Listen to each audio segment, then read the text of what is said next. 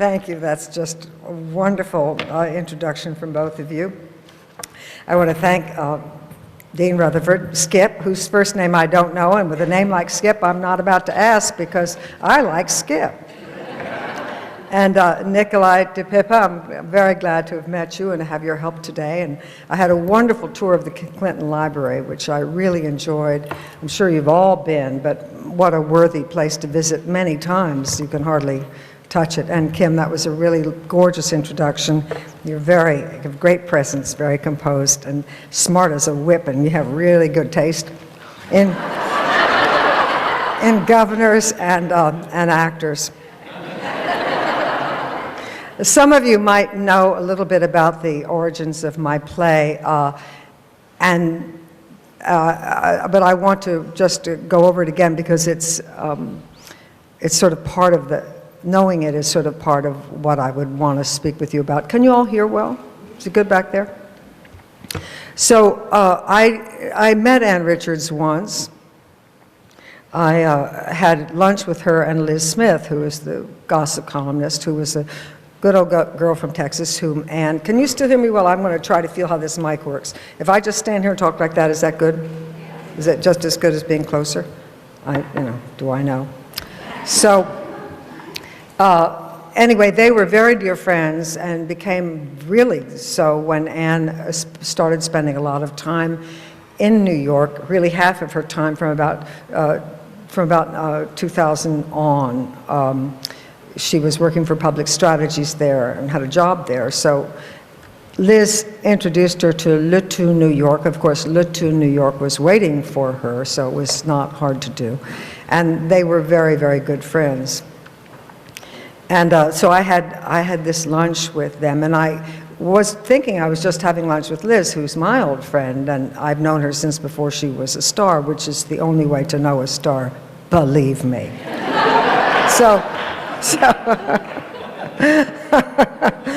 Some people seem to know what that means. Anyway, so I went to have my lunch with Liz, which was customary whenever I was in New York, as I'm not in New York a whole lot since I've been in LA so much. And I was furious when I heard, A, that there was someone else going to be at lunch, B, that I had to go uptown for lunch, since I don't go uptown if I can avoid it, although I am uptown. And C, that I had to dress up because we were having lunch at Le Cirque. I whined. I said, can't we meet at El Charro downtown? What? So she said, no, we have to do this. So I get there, and there's another place at the table, which means we won't have our normal conversation. And I said, who's coming? And she said, Governor Richards. And I said, no. And I was so intimidated. And I said, I can't, don't sit me next to her. And she said, well, at the 3-person table, it's kind of hard to avoid it. So Governor Richards came in, and Mick Jagger might have entered the restaurant. As people were like, craning, there's silence fell. She was such a rock star. Anyway, my intimidation soon went away in the face of the enormous comfort that she made you feel. Just astonishing.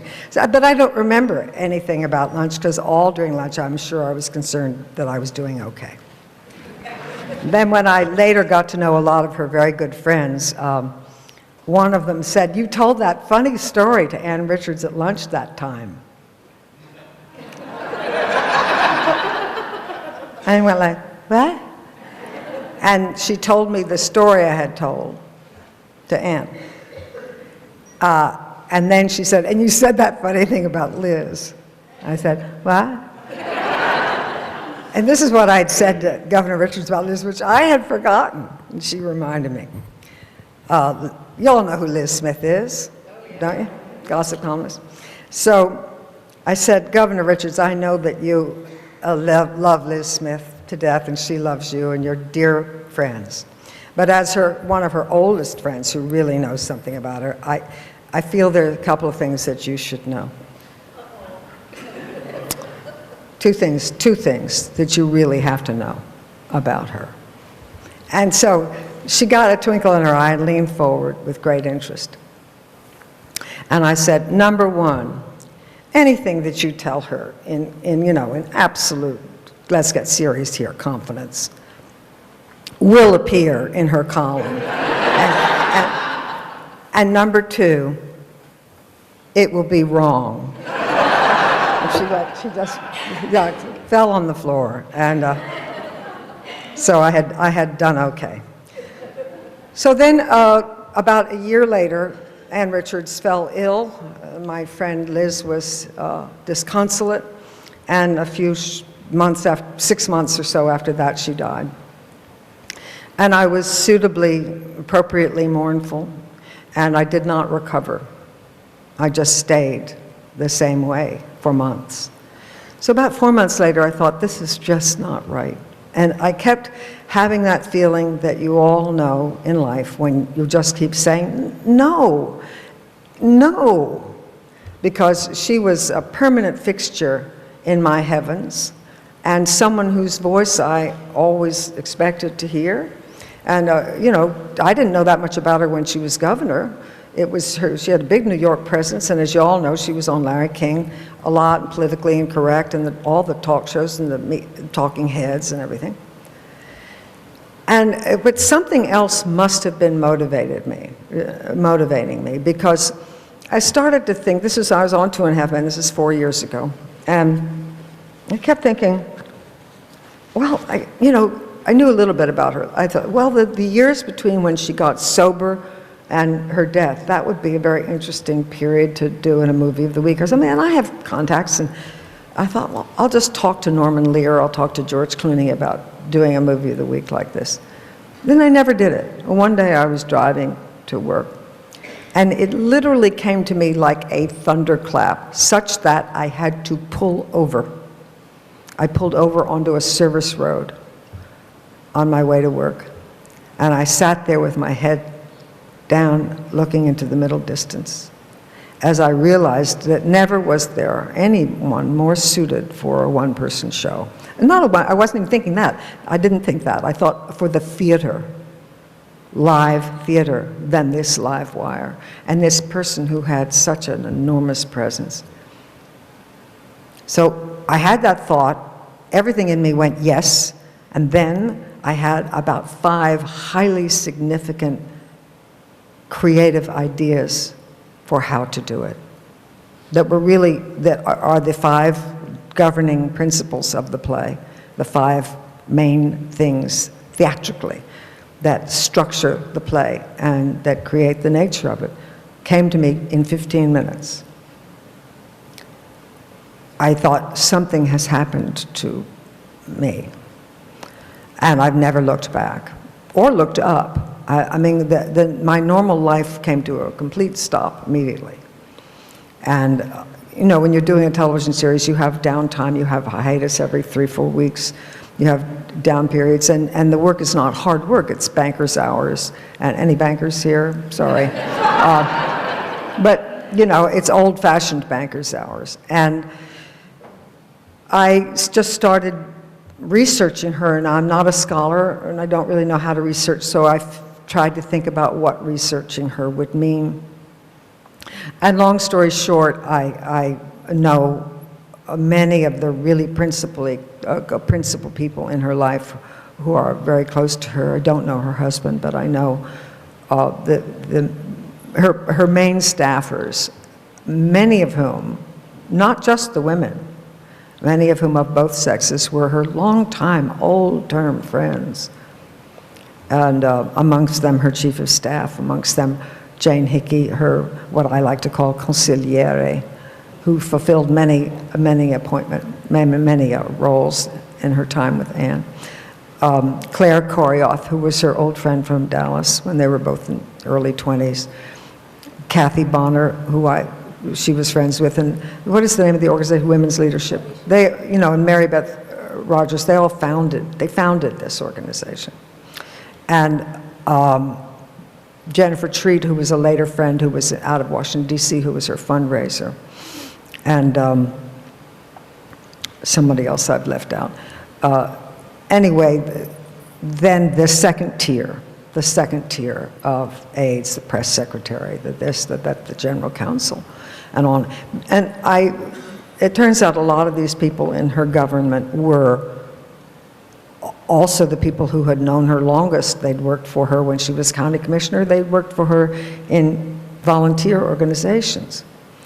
So I got to know a lot of them very well. I went to Austin about 5 times, and the first time I went, Sandra Castellanos, who was Anne's secretary in New York until the end of her life, and Barbara Chapman, her secretary for 16 years until her death.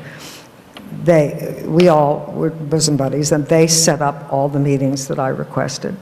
And I brought Sandra with me to Austin twice, and then I returned on my own several times. And they would set up these appointments. I would stay at a hotel, and I would have meetings: breakfast meeting, lunch meeting, cocktail meeting, dinner meeting. Breakfast meeting, lunch meeting, cocktail meeting, dinner meeting, da-da-da-da-da-da, for a week. And then I came back 3 months later and did it again. I came back and did it again. So then a lot of those people I know personally, and her chief of staff, Mary Beth Rogers, and Claire Korioth, her oldest friend, who was also head of her insurance board, we flew, all of us, to Santa Fe and spent a long weekend there together. So that kind of, you cannot touch it. You cannot touch this kind of research. Then additionally, of course, I used the archives, and I used the enormous resources we have now, much easier than when I started, to get films from CNN and C-SPAN and other organizations. And I was in search of her persona. My play is about her persona. And of course, it's her story, but first it's about who is she? Who is she? And I went to do this because who she was seriously running my life. And I thought, who is this who has, in a sense, shanghaied me? I mean, threw a bag over my head and threw me into the hold of this pirate ship. And now I'm this pirate on the good ship Anne. And I thought, who is she that has so compelled me to do this, and who has so compelled everyone who worked with her and knew her to love her and to work for her? Because, you know, once you worked for Ann Richards, you always worked for Ann Richards. As people told me, I mean, Susan Reef, who was head of her the environmental agency, would say, like, years later, Ann would call her up and say, Susan, I need a brief on, and so on, and if you can get it to me in a week, you know, she'd expect this 30-page brief, you know, and Susan would say, okay, because, you know, you wanted to. And so I went in search of the power to do that to people. The power, because Ann Richards is power, personal power. And I would say, in a larger sense, I went looking for the love. Where's the love, y'all? Where's the love? Because people loved her profoundly, because she loved profoundly. You could not find on this planet a better friend to you in your life, in your workaday life, than Ann Richards. So I found that persona not necessarily in a way that I could put in intellectual terms. That's why I wrote a play. I reveal her as best I can. And I was terrified to come into Austin, but I knew we had to, because I knew that would be the test of fire. Because they, you know, the home team, excuse me, you don't play it for the home team without, and it was just embraced so extraordinarily that I'm like a different person. My relief is so immense to get the approval of her sons, to get the approval of her town, the capital.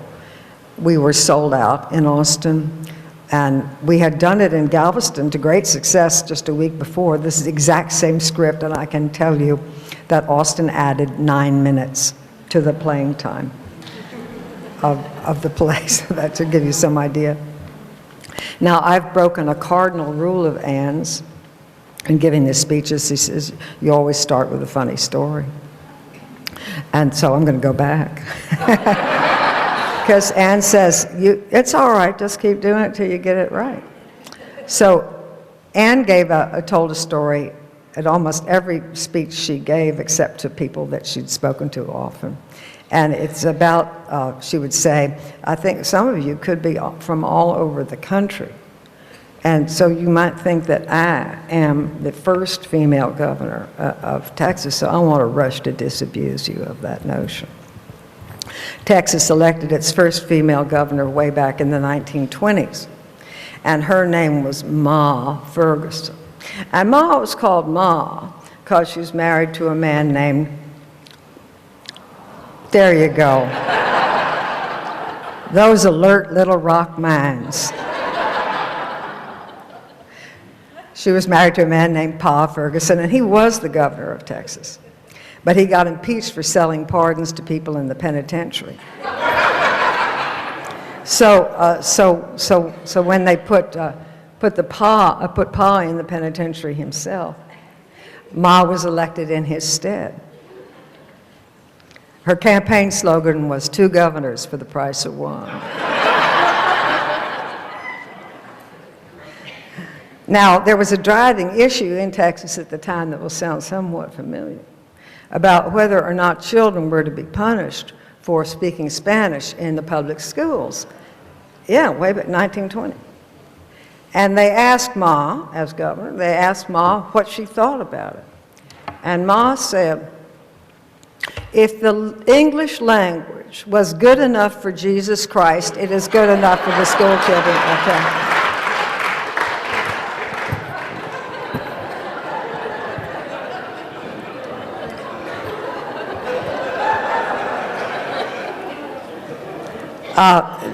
Now, because you were so delightful, I'm going to reward you with a second story. And I'm going to tell you this one because she told this story to President Clinton, and I figure you're entitled. She told him this story in the Rose Garden. And the way I handle it in the play, because I put it in the play, is that Anne is having a phone conversation with Bill in 2003 or 4, or whatever it was. And he had sent her, which I have, I have the actual, he sent her a New York Times crossword puzzle in which she was one of the clues, Politico Richards was the question. And he mailed it to her with a cute note.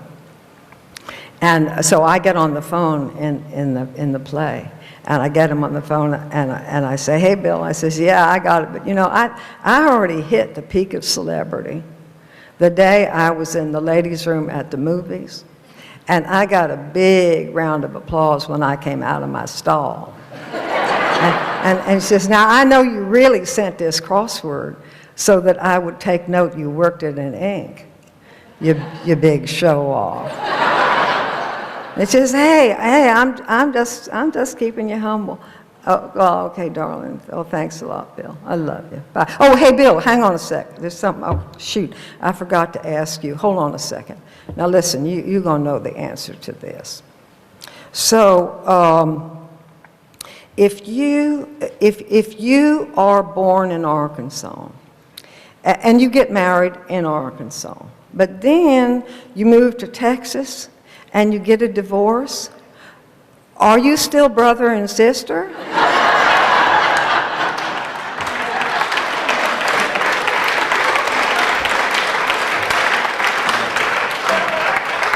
Well, this is an institution of higher learning, isn't it? So,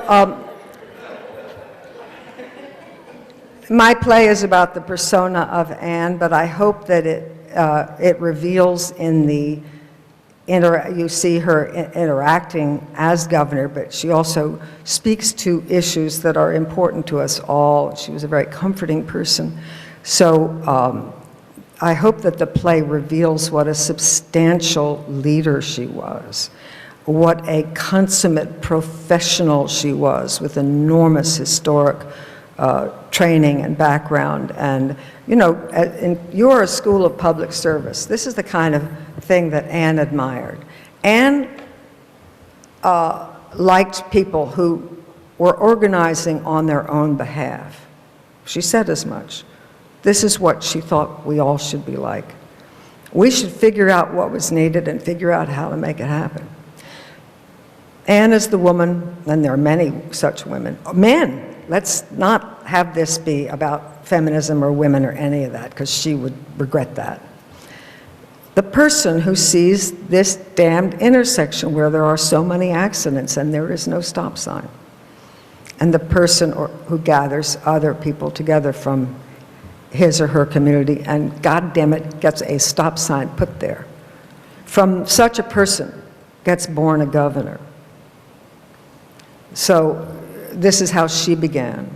She began doing things in her community.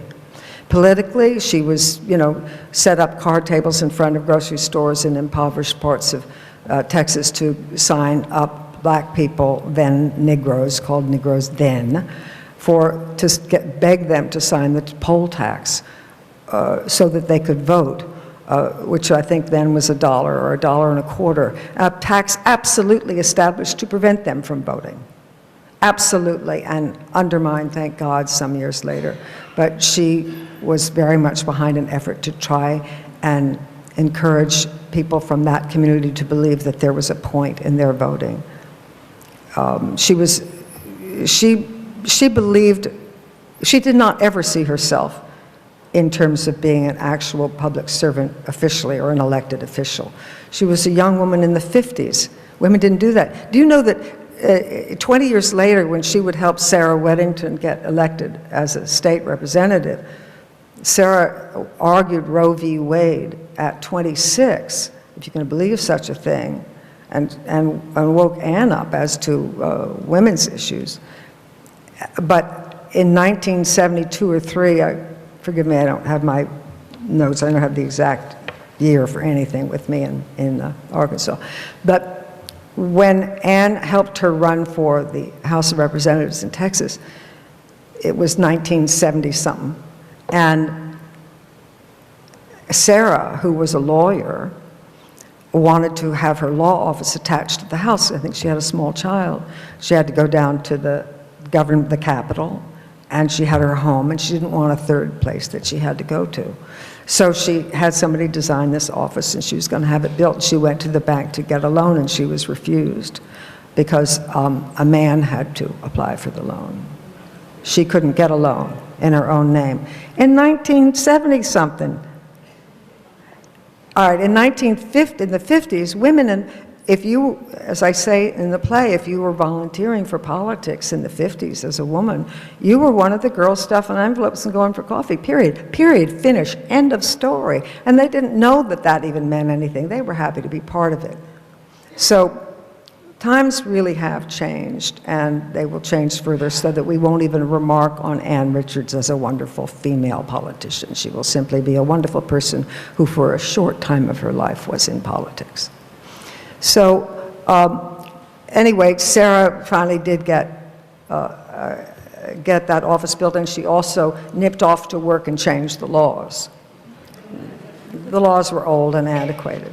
And as Anne herself said, it wasn't that these guys in the government in Texas in 1974 wanted to keep women from getting credit in their own name. It was just an old law that because they were men, they didn't encounter it, and they didn't think about, well, this is ridiculous, let's get that changed. But when a woman pointed it out, they did. And so Anne was one of those people, let us not call her a woman, let us say she's one of those people who did that kind of thing, who said, wait a minute, let's change this, wait a minute, let's change this. So you all, you recent graduates and you people associated with this school are the kind of people who say, you know what, let's see if who should we speak to about this? What should we do?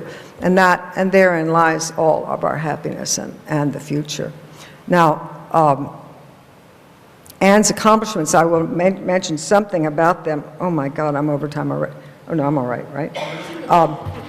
Because we want to have a Q&A period, because I don't know things you might want to know, and I want to make myself available for that. Anne started out as a community organizer. And her husband was asked to run for county commissioner, which is not actually, which is like a small local governor. It's executive. And Anne was nothing if not an executive. There was one time when people were interested in her running for the Senate, and she says, that's a committee job. So, and it is, and it's a great job, but it wasn't her job. So her husband was very busy with important civil rights legislation and lawsuits, and he, along with their dear friend Tony Korioff, did a lot of the laws that helped in the redistricting issues in Texas that made it possible for Barbara Jordan to get elected.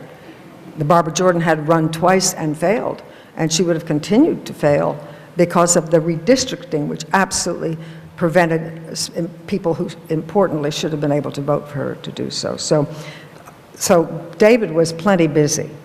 And so some friends there gathered on that Sunday morning, I think it was, at her house, when she was washing dishes at the sink. Somebody said, well, Anne, why don't you run? And so she did. And she won that office. The county commissioner was a very important job, responsible for bridges, roads, lanes, county jails, shelters, all the permitting, marriage permits, licenses, all that kind of stuff, parole boards. I mean, it was just county courts. They were in charge of the courts in the county. So she was a county commissioner in Travis County, an enormously important job, and enormous power and enormous influence and enormous contact with people. And of course, she was a past mistress of that, not because she wanted to wield that kind of influence, but because she had it naturally, because she really liked people, and people really liked her. And it was something that you couldn't put on. It was just real. So then when she ran for that office, the guy who was doing the job, she knocked him out of his seat because he wasn't doing a good job, and sort of everyone in the community knew it. And with the $48 they had for their campaign budget, they made some little commercial that showed a desk with a nameplate, you know, on the desk that said his name. Can you still hear me? I keep leaning into this. Do I have to lean into that? Can you hear me well? You'd think I could do this kind of thing, wouldn't you? So there's a little black and white, little grainy little thing that showed this desk with his name, Johnny Voudouris, on it, and the old-fashioned, well, it wasn't old-fashioned then, you know, just a black telephone, and the phone was ringing, and that was the whole commercial. Ring, ring, ring, ring. So they laughed all the way to the polls and elected her. And then she served so well, she just ran on the poll. I mean, there was no question. She won like 99% of the vote ever after that. Then she wanted to run, somebody suggested her to run for statewide office. And she said, statewide, female, never. And it never had, except for Ma Ferguson, which you already know was not strictly a regular election. So those friends said, no, I think it's time, I think you can do it. And she said, well, first of all, what does a treasurer do? So she found out that. So then she campaigned all over the state, and she discovered, to her chagrin, that Texas is bigger than France. So she had a lot of work to do campaigning. Oh, I have to tell you one funny story. This is a true story, which some of you may have heard as a joke, because it's a true event that happened because the guy that was with her told me the story. And it's become a joke that people tell without relating it to her. They were campaigning and they were sort of lost. Not totally lost, but sort of lost. And they were down in the border, in the valley, and they were looking for this tiny border town. They were very close to it where she was supposed to speak. And they also weren't sure how to pronounce correctly the Spanish name of this little border town, and they wanted to know that they were pronouncing it right. So Fred Ellis, the guy who was with her, spies a Dairy Queen down the road, and they pull into it, and Anne said, well, this is a good idea, because she says it'd be good to get some information and a dip cone, too. So they get their cones, and Anne says to the girl at the counter, say, how do you pronounce the name of this place? And the girl leaned forward and said, Dairy Queen.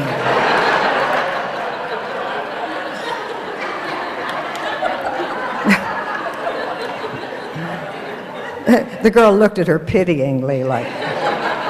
Anyway, so when she won state treasurer, and a curious way, now mind you, she'd already been county commissioner for whatever, 6, 7 years, so she was known and knew her way around, and was a very canny person, a very realistic, savvy person, a very human person. So, believe it or not, the incumbent treasurer of Texas was Warren G. Harding. That was his name, and no, he was not the same guy. And his predecessor in the role of treasurer in Texas was Jesse James. Again, I swear to God. I swear to God. So anyway, Warren G. Harding was like the guy who was county commissioner, was doing this, crap job. Badly, he wasn't doing it. He wasn't there. He had a ringing phone too. And not only that, but the job of treasurer of the state is not glamorous. I don't think it's highly competitive, and it doesn't have the same flavor as other high state offices do, but it's terribly important. You are the bank for the state. And you have to understand that Texas, I don't know where it would be now, but close to this, Texas then was the 9th largest economy in the world. I mean, think about what that means for a second. The 9th largest economy in the world. This is the bank for it. And so this guy was just, nothing. He was also up for something shady. Surprise. So one of Ann's sort of high-placed friends suggested that she run for treasurer, and he said, this guy's in a lot of hot water, and this is going to blow up in his face, and I think you have a chance to get him out before that even happens. So Ann starts to run, and people are put on from his campus and putting some pressure on her, and there's the pressures that move in the political world. And then an interesting thing happened. I think she would have won handily without this happening, but this did happen. Warren G. Harding, along with all the trouble he was already in, the indictment that he was about to get, made the stupidest mistake a man can make, and men, listen to me here. If you're planning on running for office statewide, don't break up with your girlfriend right before. So, wait, hold off on it, So he did that, and Warren G. Harding's girlfriend went to Ann's people and said, sit down.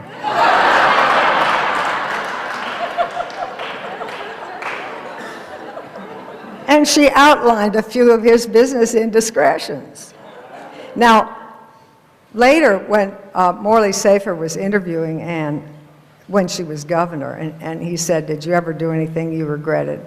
And she said, not really, but there was one thing I felt bad about. And she said, I kind of pressured a guy not to run, just to get rid of him. And Morley said, yeah. And she said, well, we just let him know that maybe we had something on him, maybe maybe he ought to think it over. And Morley said, but you didn't really have anything, right? She said, oh yeah, we did. Oh yeah, we did. And they did, they had everything on him, and I guess I asked Jane, how did they go about it? She said, well, you get somebody who's on your side, who's a mover and a shaker, to have a cocktail with Warren and say, Warren, step down, because they have everything. So he stepped down. Then the race for governor was very different. It was extremely bloody. She was a great state treasurer. I mentioned this earlier today elsewhere, so I'm not repeating myself to you, I don't think. She raised more non-tax money for Texas than all of the treasurers in the history of the state combined, in its history. I think $2.1 billion, non-tax money. And she did this by being smart. She was a really smart woman. a really smart person. And she talked to modern bankers, and she discovered how to be a good bank. So that's what she did. Running for governor was extremely bloody. And it was magical that she was elected. It also depended on her opponent, who was a bit of a buffoon, who had no experience in government. I mean, she said, I think she was referring to George Bush, but she said, you know, you can't just look in the mirror someday and say, I'm so pretty, I'm going to run for governor. But actually in history, quite a few men, prominent men, businessmen, so forth, you know, have done that. And the thing is, governing is very different. You know, it's like, it's a profession, guys. And, you know, well, let's draw the veil on all of that. But in any case, she won governor, and she was an extremely able governor.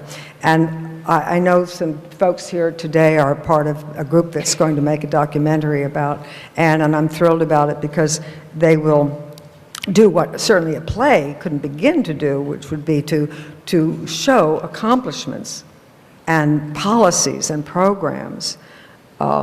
She was eminently loving, empathetic person who was in public service because she wanted to serve the public, in a nutshell. She might have reveled, she had a big ego, I'm sure she reveled in the glories of being in that position, but that she didn't go into it for that. In fact, she said, there isn't enough money or glory in this to do this. You have to do it for another reason. She was actually speaking of Hillary Clinton. She was speaking of her admiration for Hillary Clinton and what a great public servant she was and what a great person she was. And she said about her, there isn't enough glory, there isn't enough money, there isn't enough to make you do what that woman has done, or really any, and she didn't say of us, but that's what she meant. And she really gave of herself. She, I think, just burned the candle at both ends like you cannot imagine. She was very hard on her staff, extremely hard on her staff, and when they tell you about it, there are tears in their eyes of missing her and loving those days. And her, you know, she's really worth looking into. I can tell you that, see, I mean, I have not even glanced at my notes. Speech giving is not my calling. But also, I could keep you here for 3 weeks talking about her. I know a hell of a lot about her. But a lot of the things she cared about, she put into policy, and a lot of those things are gone now. I mean, for instance, her care about substance abuse and how tied up it was with the crime rate. She said, you know, y'all know that 80% of all crimes are drug or alcohol related. And therefore, the tremendous financial losses. Understand, she thought like a general. She was a general. She thought big picture, always. When she says, you talk about growth, I think about traffic. You know, she just did not have a limited view. So she just governed from the point of view of improving things for everyone and what was the best way that she could do this. I'm going to just glance at my notes because there are a few areas of her policies that are important to mention. So the drug and the alcohol issue, she put 14,000 beds in prisons that were designed for people who wanted to recover from substance abuse and alcohol abuse. And the success rate was phenomenal. And I think there are 2,000 beds in Texas now designed for that purpose. She says, crime, this is what crime is about. How can you not deal with it? She built prisons, and people comment on that in some kind of critical way, like, yeah, tough woman building prisons. She built prisons out of humane motivation because there were, in fact, the prisoners, a number of them, there were class action suits because the conditions in the prisons were so inhumane. And also, another issue about prisons, they were releasing prisoners in Texas before their terms were done, before they were really, had paid their, not only their price, but had perhaps reformed.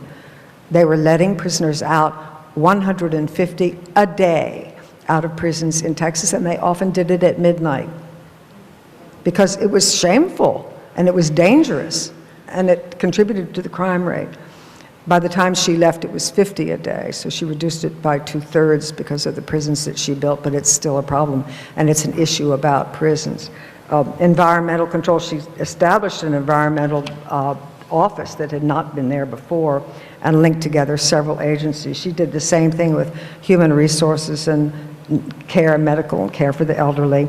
She joined them, about 14 agencies together in one very powerful agency, and she was very offended by nursing homes. Anything to do with the elderly would move Ann Richards. In fact, she was a very strong person who, I asked several people if they ever saw her cry, and they also said absolutely not. But I have a lot of film of her, and this is when her voice gets cloudy.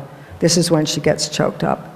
The Constitution, Barbara Jordan, old people, children. That's what moved her. Often to where she would just simply stop and pretend to be fussing with things. She just couldn't go on. So and with the nursing homes, it's not so much that they exist, but of course, and there are laws that regulate them and protect the denizens of the nursing homes, but they're not enough, but also they're not obeyed. So she personally did midnight raids, at least 12 of them, and I have the film of 2 of them, midnight raids where the doorbell would ring at a nursing home and they'd open the door at midnight and it was the governor with a cadre of people and film cameras. And they would come in and say, we're just going to look through, just talk among yourselves.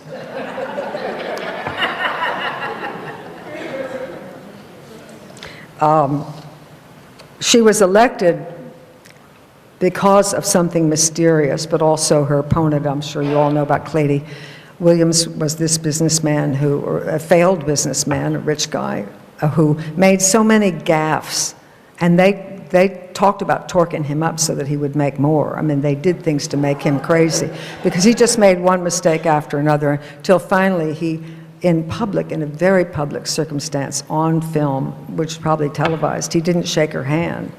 I mean, and she was always a gracious woman under any circumstances. And he didn't shake her hand. It was very public. And there was at some luncheon banquet. It was just on film. And nobody could believe their eyes. He took his hand away and he says, I'm not going to shake your hand.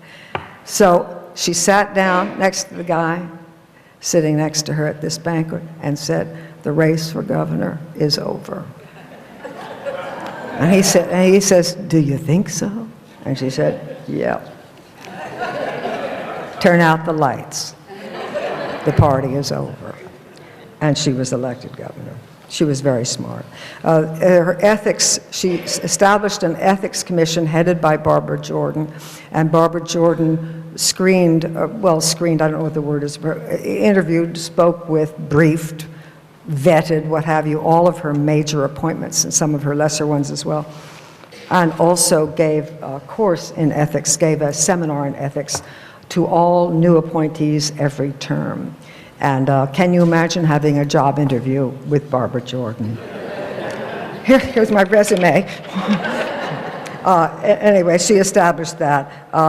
And ethically herself, there's something I dramatize in the play when, by mistake, somebody who really should not have been in a position of lending her an airplane for a campaign trip or something, short hops. She could not use state planes for anything that could be a campaign hop. So her supporters would find amongst them guys who had people who had planes.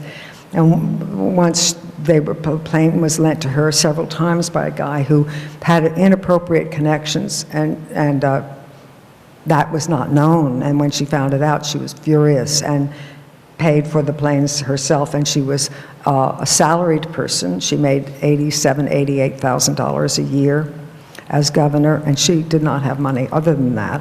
And so this was an enormous thing to do. She probably partly lost her election because she vetoed concealed weapons, and she also vetoed a very complex thing that is no point in my going into it, just trust me. There's a development called Barton Springs, which would have damaged this extraordinary natural aquifer under Austin, and that also was a springs that was like a great park and a haven for many people, not to mention animals and birds, but mainly this aquifer. I mean, it's this water, this spring water, and this development would definitely have compromised it, and she blocked that and paid the price.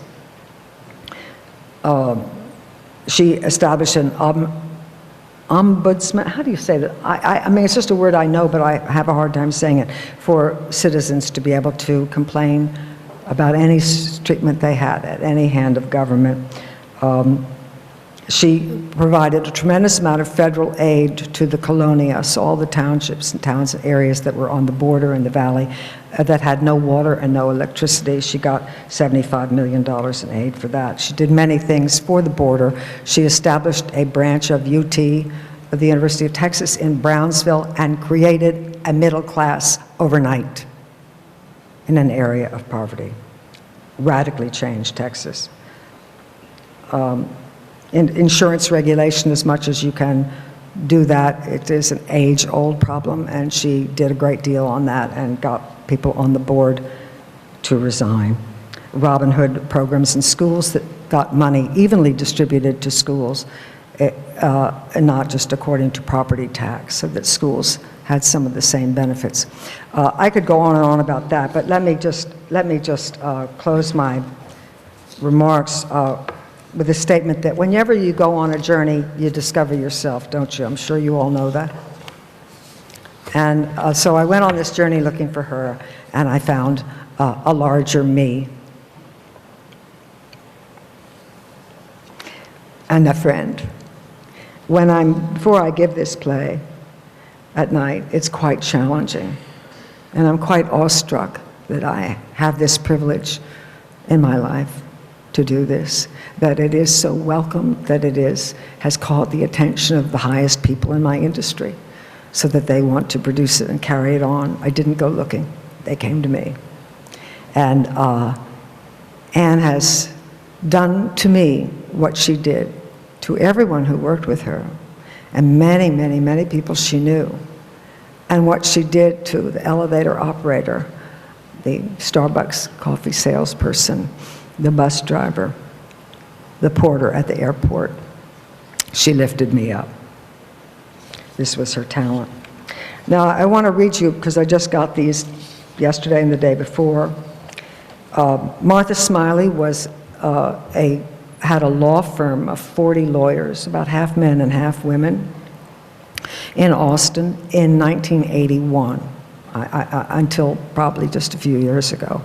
And they were big supporters of Anne and fundraisers for just, on the side, big law firm. Martha Smiley was of counsel to Anne all of her life, and good friends. And I don't know Martha Smiley. I interviewed her briefly on the telephone, but I really don't know her at all. But she saw the play in Austin, and this, I hope you won't think that I'm being self-serving, because she was highly complimentary, but there's something in this letter that I think if you hear it from someone else, it might have more weight than from me. Holland, I cannot thank you enough for undertaking this creative labor of love. The play was brilliantly woven together and captured the complex, witty, and prickly friend that we loved. For those of us who knew her so well for so long, we were lost in memories so real that they lingered long after the curtain came down.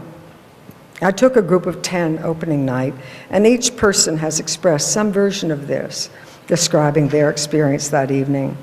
You captured Anne so genuinely, it was in fact difficult for some of us to watch. I told Jane, who was that close friend, I told Jane that I knew it would be very difficult for her to see it, but that she must, and that when she does, I want to be sitting somewhere very close by. Holland, one of the strengths of the play is that you capture the conflicts and struggles that women of strength and bold personality inevitably face.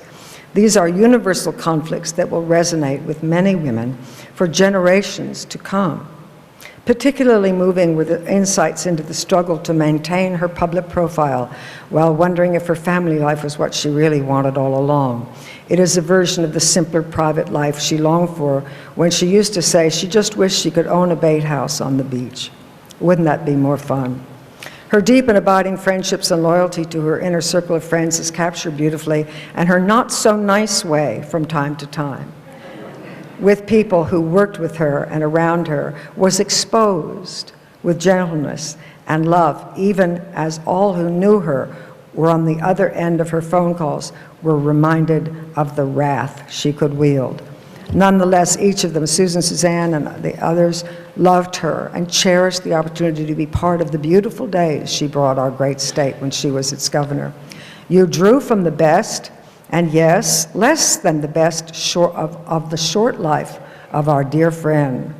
And you did so with a fondness and affection she deserved. While a bit of the inside club insights may not resonate with those who did not know Anne so well, the Anne you capture and portray possesses the rich, complex character of a good gumbo roux that must be stirred and browned and thickened just right, or it doesn't work at all. I believe it captures the story of this amazing woman whose strengths, struggles, friendship, and courage will live long after many of us who knew her and loved her are gone. And that is why I wrote the play, and I found it out when I read the letter.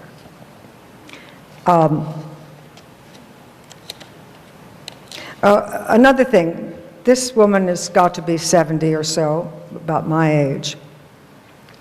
And a lot of people, quite naturally, respond to this as something of greatest interest to women. Not so.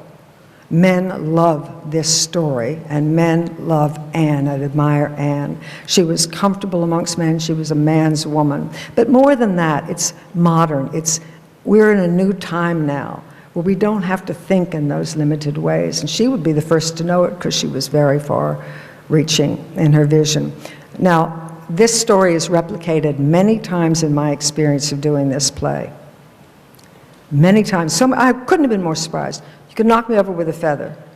Sandra Castellanos, Anne's secretary, has a sister in Houston. When we played Galveston the first time, the second time I did this play for an audience where I wasn't even sure I knew it that well. It's very, very big. Her sister and brother-in-law saw the play at a matinee, and between the first and the second act, they called their son, who was a 20-year-old who was an assistant manager at a McDonald's. And they called him, I guess it was a Saturday. They called him and they said, get somebody to sub for you, get in your truck, come to Galveston. You're going to see this play tonight. We'll put you up at the hotel. Don't ask me any questions. Do this now. Because they had to get back into the theater for the second act. So he came and he saw the evening show. All right, let me remind you, a boy, a young man, 20, a macho kid who wants a motorcycle, a Texas boy. All right, he saw the play. Afterwards, they all repaired to this hotel where they and we all were staying, the Tremont nearby. And they said, well, let's get you a room. And everybody was very excited. Well, let's eat something first. And he said, no, I'm leaving. I want to get in my truck. I want to drive. I have to think about my life. My life can't just be about me. Now you know something about Anne Richards. Now, her press secretary, Bill Cryer, wrote me May 16th. A very reticent, laconic guy, tall, good-looking, ladies' man. And Anne had a lot of them around her. Tall, good-looking, you already were way ahead of the game with her. So he writes me, just wanted to touch base with you as I said I would after seeing you at the reception. Your performance was remarkable. You caught her mannerisms. This isn't the point. Style of speech spectacular, eerily so at times. While she could be very difficult to work with, we all believed that she represented a strain of American politician which seems to have died away. A politician who believes in the American ideal of the extended helping hand to a neighbor in need. She had a high regard for politicians who knew how to get things done and who used their skill to protect their constituents from those who too often use the power of government to prey on those without influence in the hallways of power. She loved this state mightily, but with the knowledge that cowboys always come with bullshit on their boots. But I think that she would be disheartened now because, excuse this paper, because politicians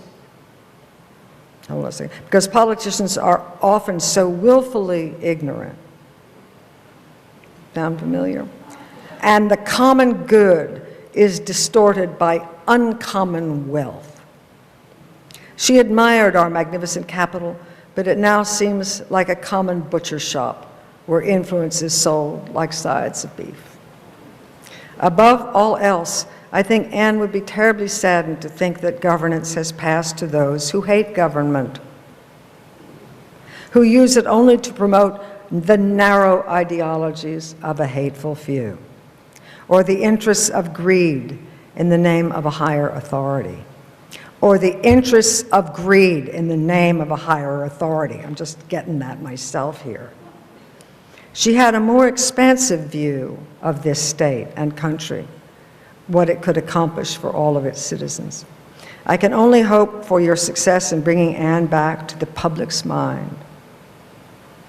Perhaps through your performance, they will remember a time when politicians ruled with compassion and humor, when politicians of both parties felt called to public service because they believed government must be free of must be a force of the common good, and would say that government is a reflection of all of our ideals, desires, and hopes, a bright mirror to our best natures, but if neglected, it darkens, a mirror to a horror house. Nonetheless, wait a second, wrong page here. Oh, shoot, I hope I have it here. I don't have the end of it, and I regret that. I'm sorry about that. I wish I had the end. But the point is clear. The thing that I want to add to it before I close is that I think he got one thing half right, and he left out something that I think he would feel if I talked to him about it. Yes, she would be saddened, but she wouldn't be depressed. She would say, well, you know, you fall back, you fall forward. It's all, we're moving forward. We're moving. Now, she didn't say this. I'm putting it in her mouth, but I know she felt this. When you fall forward, forward, forward. And she, you know, she knew that government was such that if, you know, the minute your time in office is coming to an end, the forces are gathering, as I have her say in the play, to dismantle what you've done. But the Democrats dismantle what the Republicans do. The Republicans dismantle what the Democrats do, but a lot stays behind, and we keep moving forward. And most of all, she just wanted people to be interested and participate in government, and I hope that a lot of the graduates and people associated with this school will take this to heart. She started at 42. She started at 42. She started at 42. Did y'all hear that? So she believed that we all should participate in the most pervasive organization in our lives. And if you don't, you're letting other people make decisions for you. And she'd say also, I have her say in the play, I start quoting her like, well, actually, I wrote that. So but believe me, I have been vetted completely, and I don't write anything that she didn't feel. She wished young women would involve themselves in public service, and she said, she actually did say this. She said, yeah, you shrink from public service because politics is so nasty and dirty. Well, show me something nastier than cold eggs on a stack of breakfast dishes. and and and dirty. Dirty? I have seen far dirtier fights in the PTA. And haven't you all? And then in the play, after that, I have her say, and anyway, why should your life be just about you? And that's what that young man heard me say. That young man who didn't know her heard me say. Okay, I'm done. I'm cooked.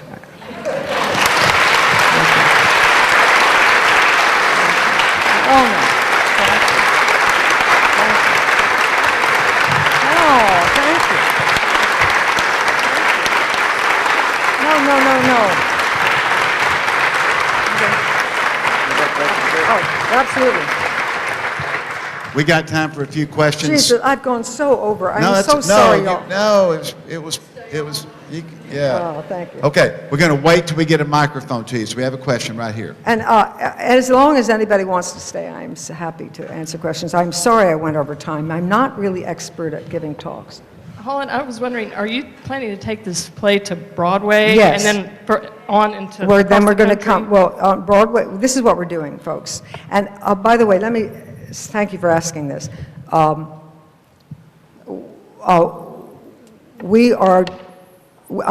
of all, I opened under my own name, just Holland Taylor, a Facebook page to disseminate ongoing news about the play and allow people to share their thoughts.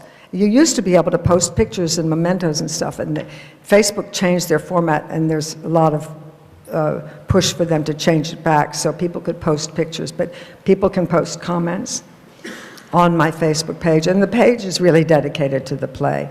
And so there's interviews, and if we get a film of this, we'll put this on, and that kind of thing, and also news about what's happening to the play. And so I wish you all would check it out. There are, unfortunately, 3 or 4 Holland Taylor pages that are not mine in any way. It's a bizarre thing about Facebook. I'm not associated with them, so make sure you have the right page that says official and is full of Ann Richards stuff. The play is going to play at the Schubert Theater in Chicago for 3 weeks in November. This is a very big, glorious old theater, and it's now called, wait for it, the Bank of America Theater. Oh, those old days at the Bank of America Theater, weren't they good? Well, that's what I'll be saying someday. And then after that, in mid-December to mid-January, we will play the Kennedy Center. And the Kennedy Center is, well, first of all, it's our nation's capital. And yes, it'll be special for Ann Richards, but I think now you may have a sense that it's larger reasons than politics. It is a great place to play from every point of view. I've played there before. The Eisenhower Theater is the perfect size for this play, 1,000, whereas the Chicago Theater is 2,000 and some, it's too big. So it's the perfect size, and it is considered to be the most desperately desired pre-Broadway venue, as they say, that you could have, and we've been offered it. So we hope to be in New York by April, or it might be March. So around this time next year, we hope to be up and running. Right, we have a question right here. Yeah. I campaigned for Ann Richards, so I know her personally. And when you said she's very open and warm and friendly, I felt of her like a sister. You know, when she lost the election, and I'd campaigned for Clinton also in Houston at the reward party, you know, for all the campaign workers. She was there, and I just ran up to her and I gave her a great big old hug, you know, because you do that with your sister, right? Yes. And she just returned it just as warmly as if I was her sister. But that was, like you said, that was Ann Richards. That was Ann Richards. And the thing was, I asked her, you know, are you going to run for governor again? And she says, hell no. No. I think she was, first of all, she had a lieutenant governor who was working against her the whole time. I think it was extremely exhausting. She had a Democratic lieutenant governor who was, well, in the last 2 years of her tenure was working for George Bush and working closely with Karl Rove. I think it was extremely hard on her. And anyway, if you're governor, the way Ann Richards was governor, you're tired out. She traveled more than any governor ever has around the state to be a presence in the state, and she was tireless. But I'll tell you what, had she been 50 when she left office instead of 60, she would have been our first female president. I'm confident she had all the big qualities to carry that assignment. Thank you I see you remember right. it well. Me too. Random. Hi. Thank you for coming. Random question, but you mentioned her sobriety. Do you find that did her alcoholism fuel or influence what you found about her and how people viewed her? Tell me more what your question. I mean, I'm not quite sure. I'm not sure I understand the question. Did you find? I know she drank a lot, but did you find that influenced how people felt about her at all? Well, she didn't drink when she was 10 years sober when she ran for governor. But in previous, like Oh early yes, in her but life. she was. Oh yes, of course. I mean, her quitting drinking and her continuing sobriety and her participation in AA was very important to her, and certainly motivated her getting those beds in those prisons. And she went to an AA meeting once a week when she was governor. If she could, it was on Tuesday nights. And she, you know, those of you who are in AA, and probably 10% of the audience here is, just statistically, you might know that, oh, well, this is not Texas, but she, no,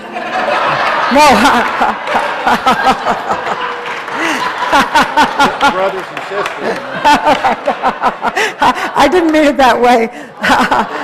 I meant that you would not know that she spoke in the large, that's so great. No, she spoke at big AA conventions, you know, when they would have large fundraisers and stuff like that. That's what you wouldn't know. But she was tireless for all that. And I think that she felt getting sober and exploring herself, she felt that the 30 days that she had at that treatment hospital was the greatest gift she had in her life, because she said, I could be away from everything, away from everyone, away from the demands of my life and away from my own compulsiveness, and I could find out who I really was. And she never looked back. She never came anywhere near having a slip. Smoking was another problem. She was very hard for her to quit. It wasn't hard for her to quit drinking, because she came home with the tools to change how she lived, and she relied on them. Yeah, absolutely. Did that answer your question? Okay. Chris, right back here. Wait for the mic. We got to get the mic to you. And this gentleman next. We'll get him. Well, I'm a big fan and have been for years, just watching you around. I'm crazy about you. So's my husband, who's very cute and tall. But anyway, what I want to ask, are you from Texas? Is that No. So how'd you know Liz Smith? Well, Liz Smith is in New York. And you're from New York? Well, I live about half in New York and half in LA, and that's why I know Liz Smith. Well, she was, she old, baby. I met her in 1970 in New York, and she was a writer there. She actually worked for Sports Illustrated, as I recall, in those years. And then at some point, maybe in the late 70s or early 80s, don't ask me to remember, she got made a columnist and she became a big star. So I knew her from New York. And to play somebody from Texas, Tom Hanks, who's done a lot of different accents in movies he's in, sent me to his dialect coach. And I worked very hard on it, and actually not hard enough, because I don't feel, and I want to work on it more, but I haven't had the time, because I've been extremely busy with getting it this far. Now that we have the script where we're not going to change it anymore, I don't have to unlearn stuff and learn new stuff. I now have the time to go back to my dialect coach to do some brush-up work. But you know, I'm not replicating her, but I do a good enough job that her sons could live with it. I have a question right over here. We have time for one more question.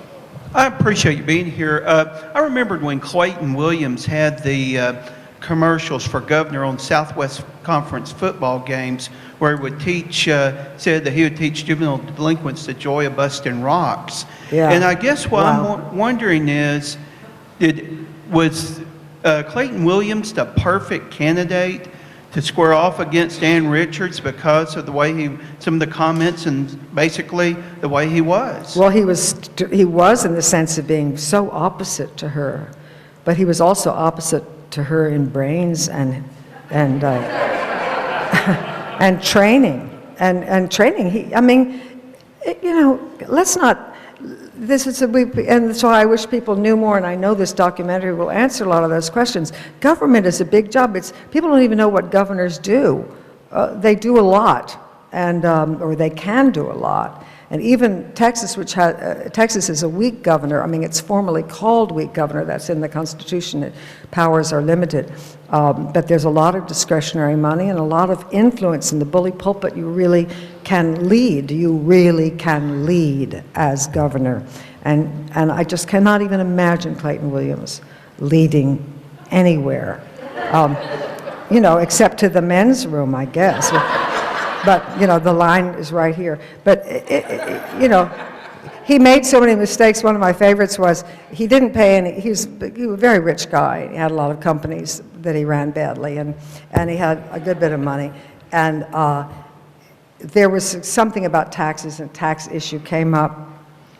Ann was so candid about everything in her life, and she naturally revealed all of her taxes and everything. She didn't have anything to be fooling around with, but the other candidates would not release theirs, which right away you say, now, wait a second. You want to be governor, but your income and your sources of money are a secret. So he got badgered about this, and also then he made two mistakes about taxes. He said, well, hell, in 1986, I didn't even pay any taxes. Like GE, It's like, oh, well then, you're okay then, So, but then another time when he said, I can't throw my taxes. It's because Jesus would take a Mack truck to take all those papers over there. And so she sent a Mack truck.